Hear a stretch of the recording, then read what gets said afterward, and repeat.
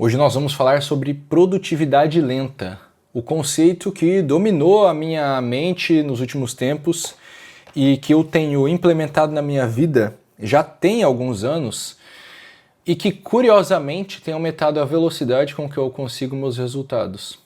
Então nós vamos fazer uma conversa sobre o capítulo número 4 deste livro chamado Produtividade Lenta, Slow Productivity, em que ele fala do segundo princípio da produtividade lenta, que é trabalhar em um ritmo natural.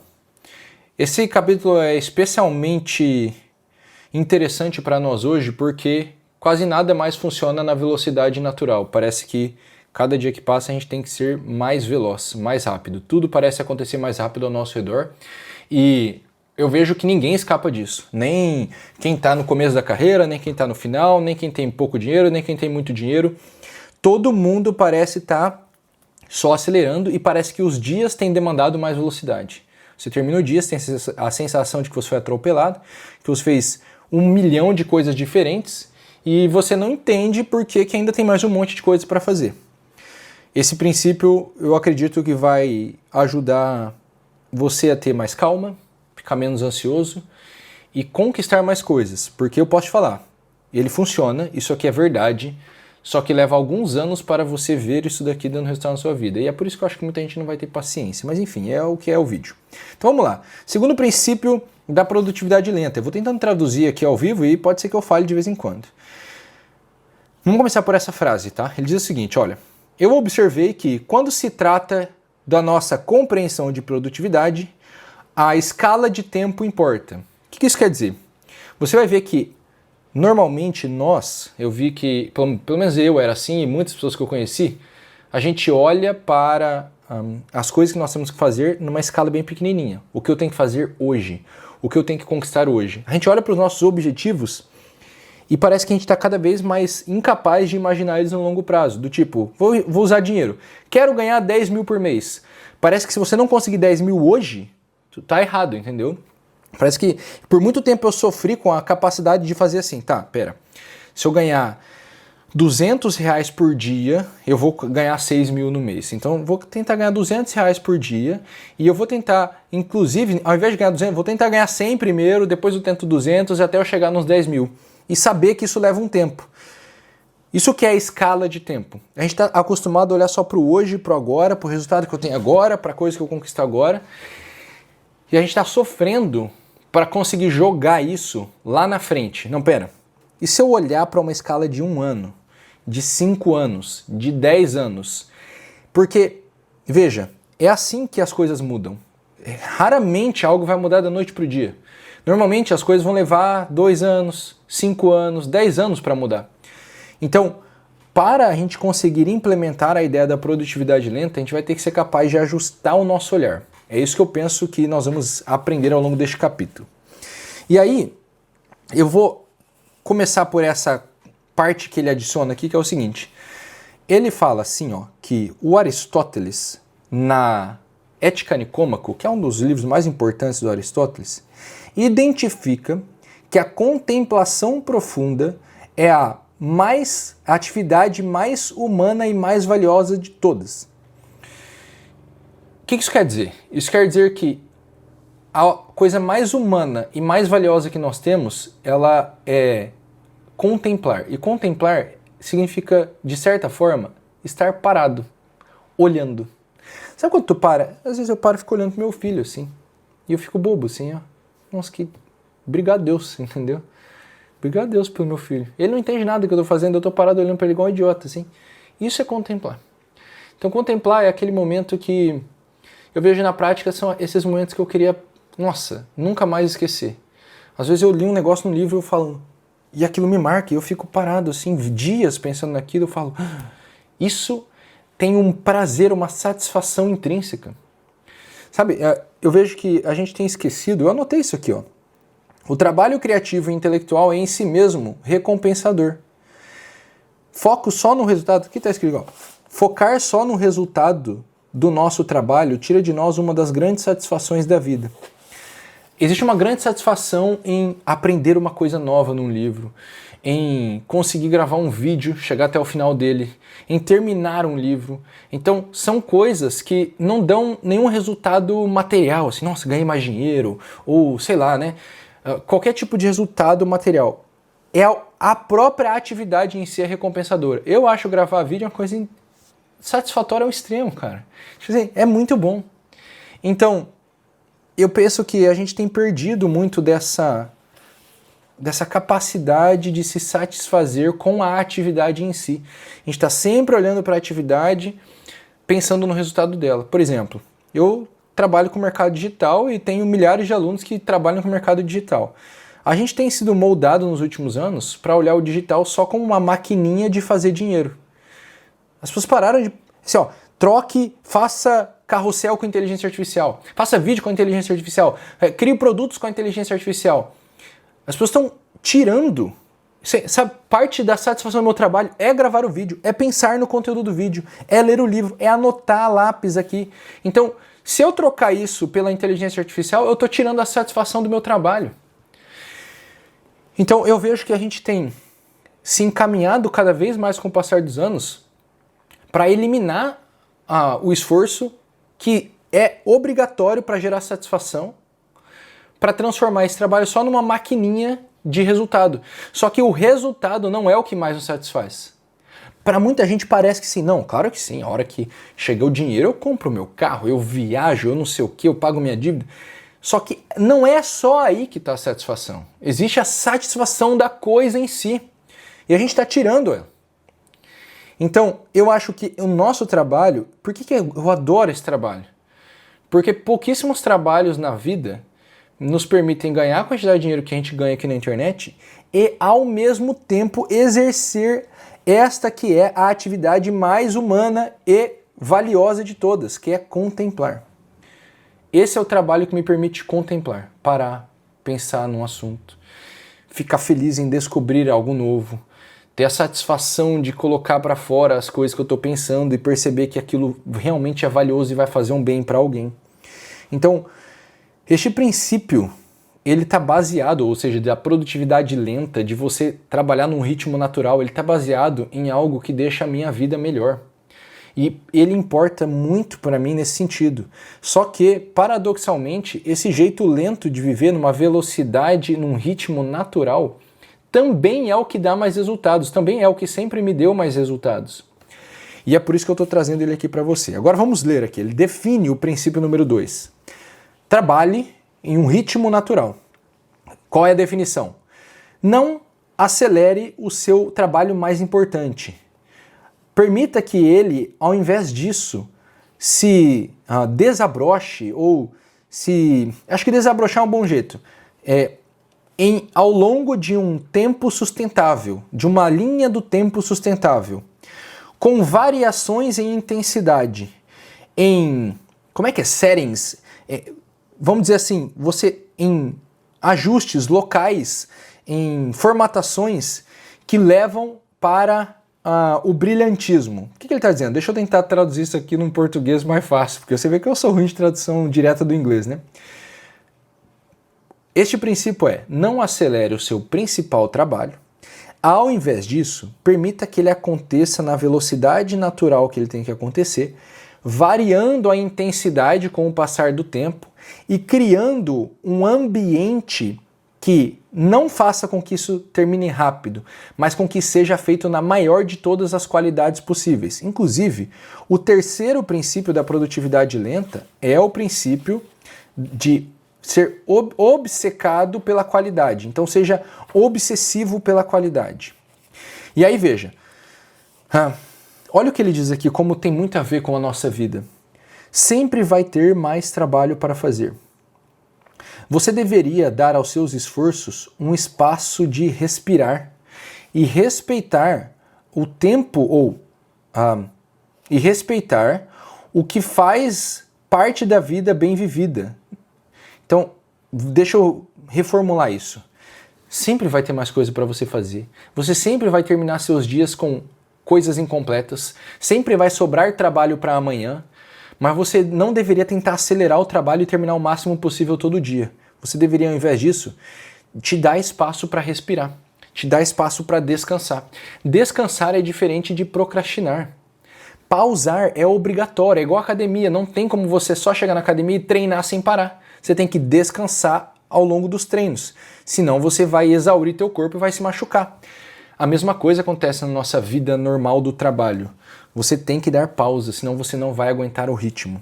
Isso me faz lembrar muito do tema que eu tenho abordado no canal aqui sobre a sociedade do cansaço lá do Byung-Chul Han, que nós estamos cada vez querendo desempenhar mais e por isso cada vez mais ficando exaustos, chegando perto de um burnout, de ansiedade, de depressão e todas essas coisas que nos acometem porque a gente está sempre correndo atrás do prejuízo. Acho que esse é um bom jeito de olhar. Parece que a gente está sempre correndo atrás do prejuízo. Cara, deixa eu ver se tá gravando aqui, né? Tá gravando, né? Cara, para de tentar correr atrás do prejuízo, entendeu? Sempre vai ter prejuízo, vamos dizer assim. É sobre isso que ele está falando nesse capítulo. E daí eu acho muito legal, porque ele vai usar um exemplo aqui, que é o seguinte. Ele vai pegar lá dois grupos de hominídeos que viviam há milhões de anos atrás, e ele vai comparar esses hominídeos que eles caçavam para viver com os que evoluíram e começaram a cuidar da terra, que viraram agricultores. Então ele vai comparar caçadores com agricultores. E ele mostra o seguinte, os caçadores, ou melhor, vou começar pelos agricultores. Os agricultores, eles tinham um trabalho monótono ao longo do dia. Eles não sentavam, né? Eles iam trabalhar, o trabalho dele era incansavelmente mais ou menos a mesma coisa, plantar, colher, cuidar da terra, e não tinha intervalos ao longo do trabalho, era uma rotina mais monótona e com um trabalho continuado, que ele chama assim, enquanto os agricultores tinham um trabalho monótono e continuado. Enquanto isso, os caçadores, ou hunter-gatherers, o caçador ou o colhedor, né? Que ia colher fruto no meio do mato, ia procurar fruta no meio do mato, ou ia caçar bicho. Eles tinham muito mais tempo de descanso. E esse tempo de descanso era distribuído ao longo do dia. Porque, por exemplo, ele ia lá caçar, mas ele tinha que ficar sentado esperando o bicho aparecer lá, o cervo passar na frente dele. Ou ele ia lá e ia pescar um peixe, ele tinha que ficar lá sentado esperando o peixe pegar a isca no anzol. Então, mesmo que o cara corresse atrás de um bicho ou tivesse que fugir de um outro, era sempre um sprint, vamos dizer assim. Ele tinha um alto nível de esforço, daí depois descansava. Outro alto nível de esforço e aí descansava. Então isso deixava o dia mais dinâmico e, portanto, era mais gostoso de viver, vamos dizer assim. Essa é a conclusão que ele vai tirar. Até porque, se a gente pensar numa escala de tempo, de acordo com a tese dele aqui, os milhões de anos que se passaram, a gente era caçador, o ser humano era caçador, então estava acostumado com essa variação de ritmo. E só nos últimos 1.200 anos e tal, que a gente se tornou, eu não sei porque eu botei 1.200, mas eu acho que é mais ou menos isso, ou talvez um pouco mais, tá? A gente se tornou agricultor e depois industrial, de trabalhar dentro de uma fábrica, de uma empresa, de um local com dia a dia de trabalho, entendeu? Agora eu vi que estão me ligando aqui no meu celular que está gravando, espero que não pare a gravação. Então veja, o que ele está mostrando? Nós passamos milhões de anos nessa rotina dinâmica de esforço alternado com descanso ao longo de um mesmo dia. E aí nos últimos milhares de anos, sei lá quantos mil anos, não sei porque eu botei 1.200 aqui, mas deve ser mais, a gente começou a trabalhar num trabalho monótono e contínuo. Então não é natural que o nosso ritmo de trabalho seja sentar no escritório 8 da manhã, trabalhar até meio-dia, sair almoçar 1 hora, voltar e trabalhar até 6 da tarde. O natural é que você alterne o ritmo ao longo do dia. Então a sugestão dele é que nós façamos isso, que nós criemos rotinas em que podemos trabalhar nessa alternância de ritmo. Veja, eu não conheço a tua vida, eu não conheço a tua rotina, eu não conheço a tua realidade. Eu vou deixar de forma genérica porque eu não sei te propor exatamente como fazer. Mas a minha sugestão é, senta, faz uma lista de todas as atividades que você executa no teu dia, de trabalho. Seja você um empreendedor, trabalhe CLT para alguém, e aí você, listando isso daí, você vai olhar para essas atividades, vai ver quais que exigem mais capacidade intelectual, quais exigem mais esforço físico, quais são mais monótonas, quais são mais dinâmicas. E você vai tentar organizar o seu dia de trabalho alternando elas, mudando as coisas, para você trabalhar mais nesse ritmo dinâmico do que nesse trabalho contínuo e monótono, tá? Então ele fala assim aqui, veja, ele fala assim: trabalhar com uma intensidade incansável é artificial e insustentável. Isso pode, no momento do trabalho, te dar um falso senso de utilidade. Mas fazer isso continuamente ao longo do tempo vai te tirar, te deixar longe, te afastar da sua natureza fundamental. Vai te deixar miserável e, de um ponto de vista econômico, provavelmente vai te impedir de alcançar a sua máxima capacidade. Ou seja, tentar acelerar o tempo inteiro está fazendo você trabalhar pior, está diminuindo a sua capacidade. Então, no fundo, parece que você está sendo mais produtivo, mas na verdade você vai colher menos resultados. E produtividade não é sobre trabalhar mais, é sobre alcançar mais resultados. Pensa nisso. Ele fala assim, ó, um ritmo mais lento, mais natural de trabalho é a fundação da verdadeira produtividade no longo prazo. Por isso ele vai fazer uma série de proposições práticas a partir de agora. Então nós vamos entrar numa forma mais prática depois dessa explicação aqui. Eu vou tomando meu cafezinho enquanto você vai também respirando aí ao longo do vídeo, certo? Primeira proposição, demore mais. O que ele quer dizer com demore mais? Nós vamos pular aqui, nós vamos ler aqui, ó. A pseudoprodutividade, o mindset, a mentalidade de pseudoprodutividade fica desconfortável em espaçar o trabalho de um projeto importante. Por quê? Para os pseudoprodutivos, ele nomeou essa classe de pessoas, né? O tempo que não é gasto fazendo o projeto mais importante é um tempo desperdiçado. Mas isso é falso. Para a mentalidade da produtividade lenta, em contraste, nós encontramos, nós que somos adeptos a essa mentalidade, vantagens em um ritmo mais tranquilo, mais lento. Ele diz assim, começos mais lentos, e eu vou adicionar, um ritmo mais lento injeta mais criatividade no seu esforço. Eu acho que eu tô com esse livro aqui. Eu tô lendo esse livro aqui, cara, O Caminho do Artista, da Julia Cameron, né?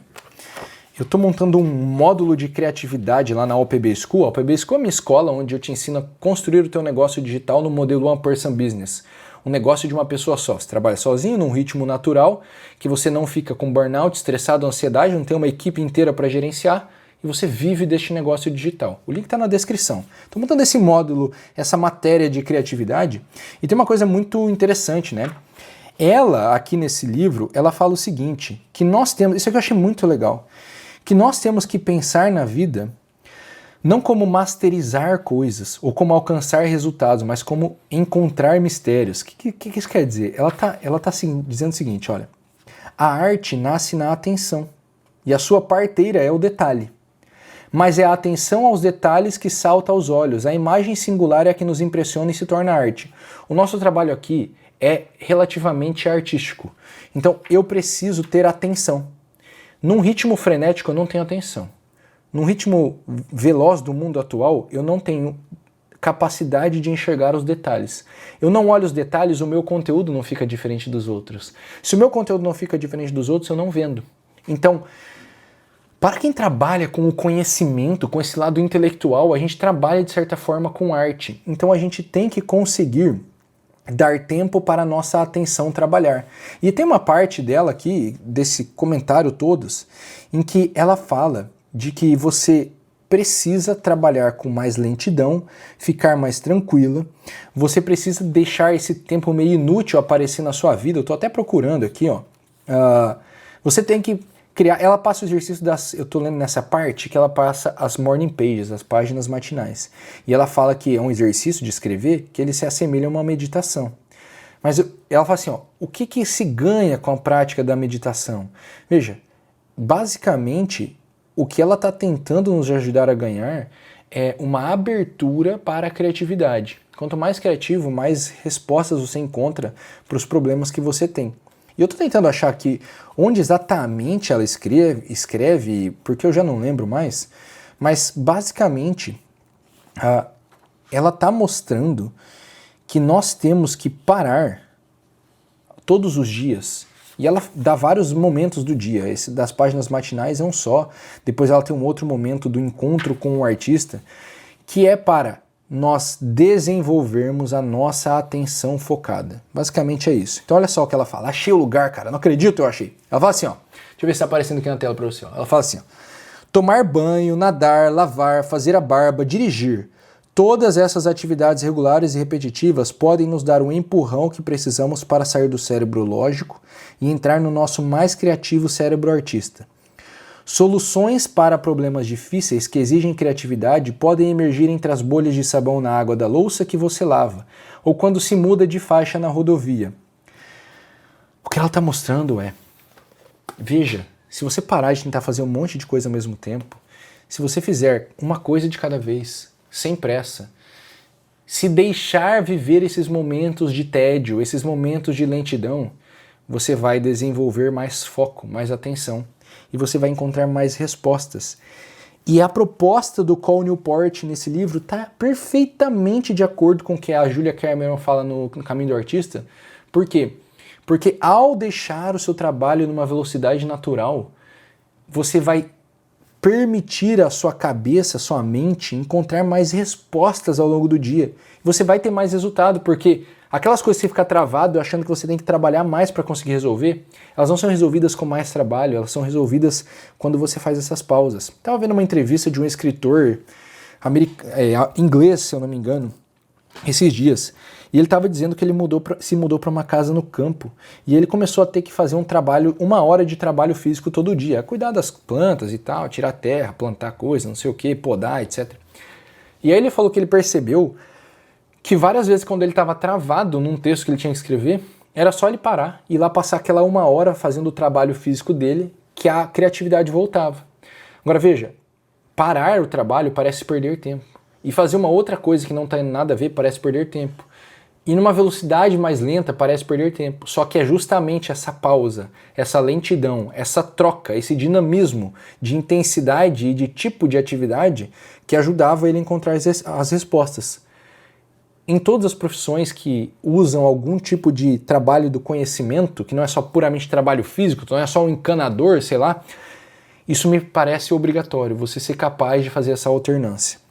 Beleza, dito isso, o que ele fala? Olha, comece fazendo um plano de 5 anos. Eu sempre achei difícil fazer isso, vou ser honesto contigo. Como é que eu sei onde eu quero estar daqui 5 anos, o que eu quero para minha vida? É muito difícil. Mas eu acho que um bom jeito de fazer isso, eu até anotei aqui em cima, é, ao invés de você pensar onde você quer estar daqui 5 anos, pura e simplesmente, você pode pensar em termos de repetir um hábito que vai te levar para alguma direção que te parece a correta. Por exemplo, eu tenho aqui o meu lema do YouTube é gravar 1000 vídeos. Eu comecei com isso no dia 1º de fevereiro de 2024. Este vídeo aqui é o vídeo 294 ou 295 dessa lista de 1000 vídeos. Então, eu ainda estou em 29% deste meu plano, que vai durar mais ou menos 3 a 5 anos. Então, em vez de fazer um plano de 5 anos, que eu não sou muito bom em fazer, eu peguei uma atividade que me parecia central para eu chegar mais perto de onde eu quero, que é gravar vídeos, e eu botei um longo limite nela que me permitisse trabalhar por 5 anos, entendeu? Então, 1000 vídeos. Você pode pensar dessa forma. Veja o que ele fala aqui. Ele fala assim, ó. O meu plano de longo prazo me permitiu abraçar este desenvolvimento lento de mim como escritor. Então, o Cal Newport, evidentemente, tem um livro, ele é um escritor. Ele queria escrever livros, mas ele tinha várias coisas para fazer na vida dele. Ele é professor na universidade, ele tem um monte de coisa para fazer. E ele via que no curto prazo ele não estava conseguindo escrever. Aí, ao invés de tentar escrever um livro esse mês, no próximo ano, ele falou assim, não, eu vou fazer um plano de 5 anos para eu virar um escritor. E assim, ele foi conseguindo colocar a atividade da escrita mais vagarosamente na vida dele, ao ponto dele se transformar de fato no escritor. Então, esse paradoxo, né, de que esse ritmo lento, mais constante, que me lembra assim, ó, a tartaruga e a lebre.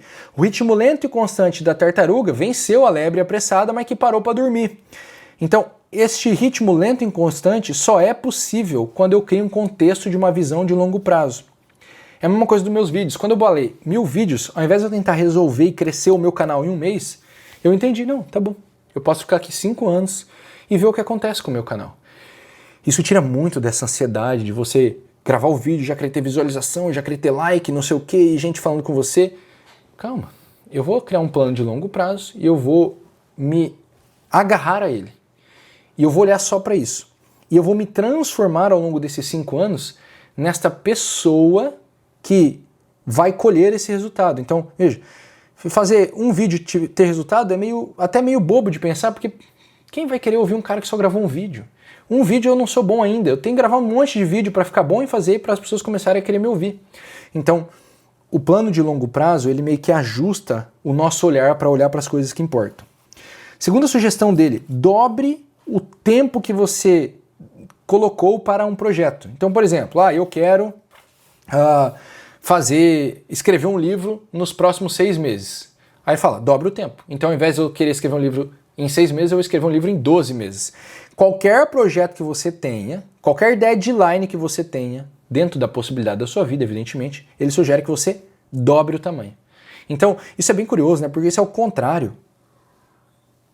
da lei de Parkinson. Né? Existe essa lei, que é a lei de Parkinson, que diz que um projeto vai levar o tempo que nós colocarmos para ele. Então, por exemplo, se você disser que você vai terminar um livro em 6 meses, você vai terminar em 6 meses. Mas se você se der 2 meses para fazer, você vai terminar em 2 meses.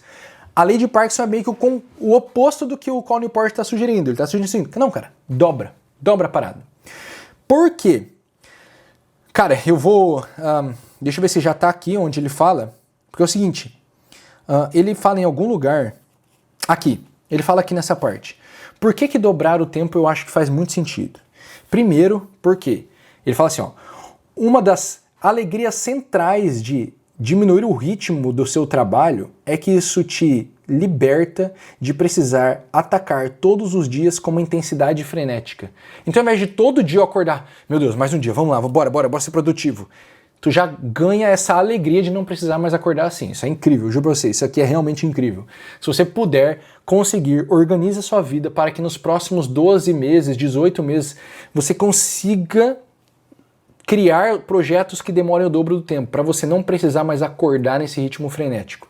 Essa é a primeira coisa que ele fala que eu acho bem legal dessa ideia de dobrar a timeline. A segunda coisa é a que está aqui embaixo, que é assim, os seres humanos são, selvagemmente, a gente é otimista demais em estimar quanto tempo é necessário para completar um esforço cognitivo.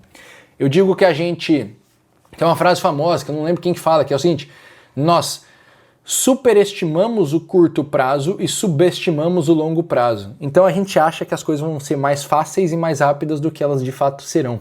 Isso é uma coisa muito interessante que eu percebi sobre mim e sobre a maioria das pessoas que eu conheci. Cara, é impressionante. As coisas, elas são mais difíceis e mais demoradas do que normalmente a gente calcula. Então quando você dobra o tempo de um projeto, você tende a entrar num modelo mais real de vida. E é por isso que você fica menos ansioso, menos estressado, porque aquilo é mais parecido com o certo e não ficar acelerando as coisas, entendeu? Vamos lá, deixa eu desligar e ligar minha câmera aqui rapidinho. Então é por isso que eu gosto dessa ideia de dobrar o tempo. Mas, dobrando o tempo, ele vai te dar uma outra sugestão, que é simplificar o seu dia de trabalho. Então o que ele diz aqui? Ele diz o seguinte, olha, deixa eu achar o lugar aqui, cadê aqui? Aqui, uma boa meta é garantir que não mais do que a metade do seu dia seja dedicada a reuniões ou calls. Então, a primeira coisa, a gente tem muita reunião, né? Então ele disse, cara, já começa a tentar deixar as reuniões para, no máximo, metade do seu dia. Eu tenho essa regra de tentar fazer reunião só à tarde, entendeu? Mentoria, essas coisas que eu tenho que estar com outra pessoa, só de tarde, para de manhã eu não precisar fazer isso. Nem sempre é possível, mas eu já tenho, quase todos os meus dias são menos da metade do tempo em reuniões. Isso é muito importante. E ele fala o seguinte, né? Mais uma estratégia que ele adiciona aqui. Eu já vou entrar em mais detalhes dessa ideia de simplificar o seu dia, que eu acho que é importante a gente falar aqui. Mas ele fala assim, eu tenho a estratégia do um para você, um para mim. Então, todas as vezes que eu adiciono uma reunião no meu calendário, eu adiciono um outro bloco de tempo equivalente para algo só meu. Então, se eu adicionei uma reunião de 1 hora no meu dia, eu vou obrigatoriamente naquele dia já reservar 1 hora para fazer uma atividade importante do meu trabalho. Então meio que marcou uma reunião nova, marca um bloco de tempo de trabalho sozinho novo, até você lotar o seu dia e não poder mais marcar reuniões nele. Então vai fazendo isso para você ter metade do dia só em reuniões. Mas eu acho que a ideia de simplificar o dia, ela tá... Eu acho que ele fala até mais para frente aqui em algum lugar. Ela é uma ideia que está de acordo com uma coisa importante que eu penso. Ser produtivo não é acelerar as tarefas para você adicionar mais tarefas no dia. Então eu não quero fazer algo que eu faço hoje mais rápido só para adicionar outra coisa. Não. Eu quero fazer o que eu faço hoje melhor para que eu tenha mais tempo livre em algum momento. Então, de tão bem que eu vou fazer, uma hora eu vou ficar mais rápido, de fato. Sem tentar ficar mais rápido, só tentando ficar melhor. E aí, eventualmente, eu vou ter mais tempo livre. E ao invés de eu colocar mais tempo, mais coisas para fazer nesse tempo livre, eu não coloco mais nada. Simplificar o dia de trabalho é não adicionar mais coisas, mas tirar coisa. Então eu estou tentando tirar, eu estou sempre revisando a minha agenda para tirar mais coisas, tirar mais coisas, tirar mais coisas. E ir tornando o meu dia cada vez mais simples. Eu vou ficando melhor no que eu faço o que eu faço cada vez em menos tempo. Então, por exemplo, eu não monto roteiro para os meus vídeos, eu posso só sentar aqui e sair falando.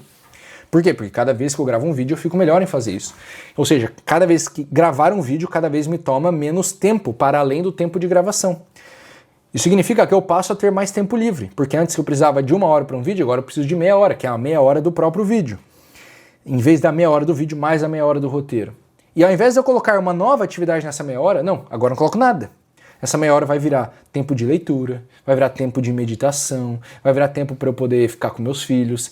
Então eu não estou complicando o meu dia, eu estou simplificando, beleza?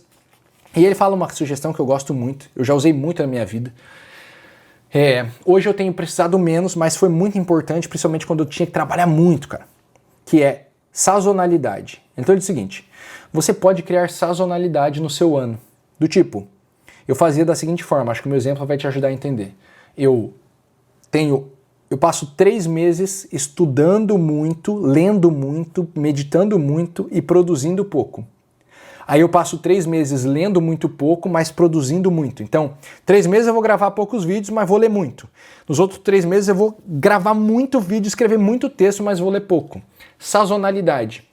Eu percebia que eu precisava de sazonalidade geralmente para, vamos dizer assim, arejar o meu cérebro. Estava precisando de ar. Então, períodos que eu ficava lendo muito, uma hora eu me cansava, cara, não aguento mais ler, preciso dar uma pausa, ler um pouco menos, aí eu começava a criar. Aí eu produzia, gravava muito vídeo. Aí uma hora, cara, acabou a criatividade, cara. Tô esgotando aqui, vou ter que voltar a ler mais livros. Então, eu vivi muito nessa sazonalidade. Hoje ela varia menos. Ainda tem, mas varia menos. Essa sugestão é muito boa. Então, o que ele diz aqui, ó, essa forma de sazonalidade do trabalho você vai variar a intensidade e o foco dos seus esforços ao longo do ano. Muita gente gosta disso. Deixa eu ver até o que eu falei aqui, ó.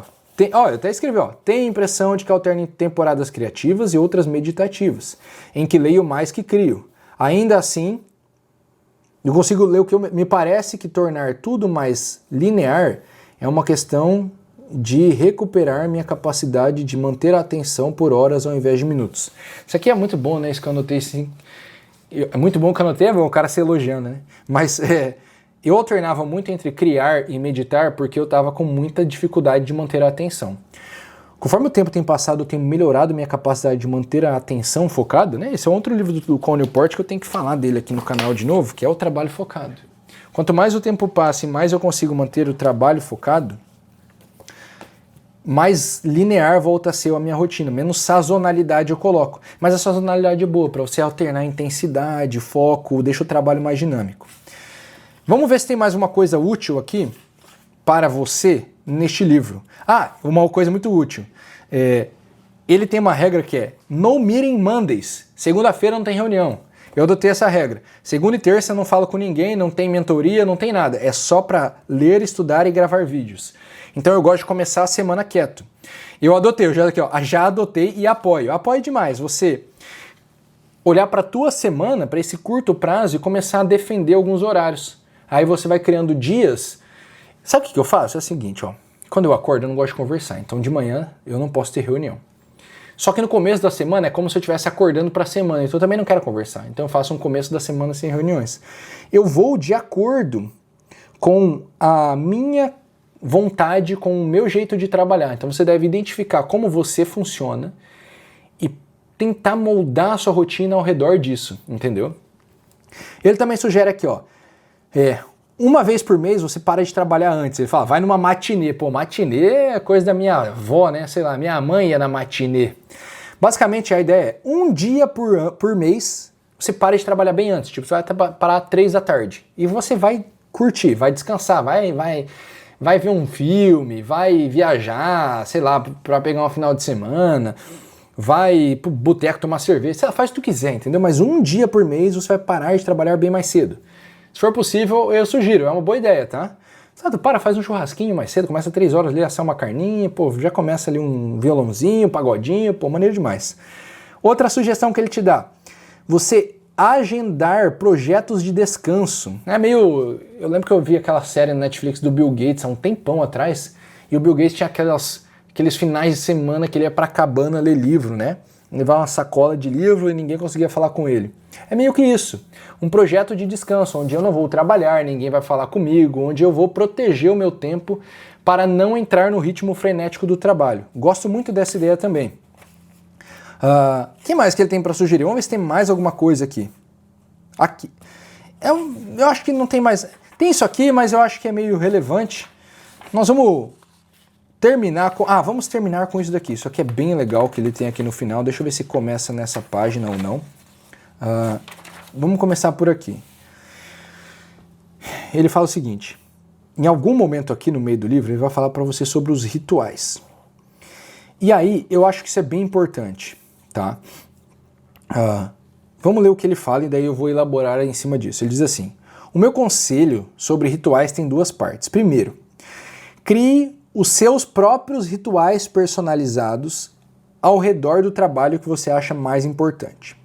Em segundo lugar, fazendo isso, garanta que os seus rituais são suficientemente impactantes para mudar o seu modelo mental para aquilo que você vai fazer.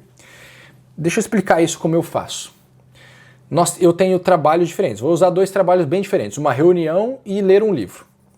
E aí eu tenho que sair da reunião para ler um livro. Eu tenho que mudar o meu estado mental, porque na reunião eu tenho um estado mental mais agitado, de conversar, e para ler o livro eu tenho que estar mais calmo, tranquilo.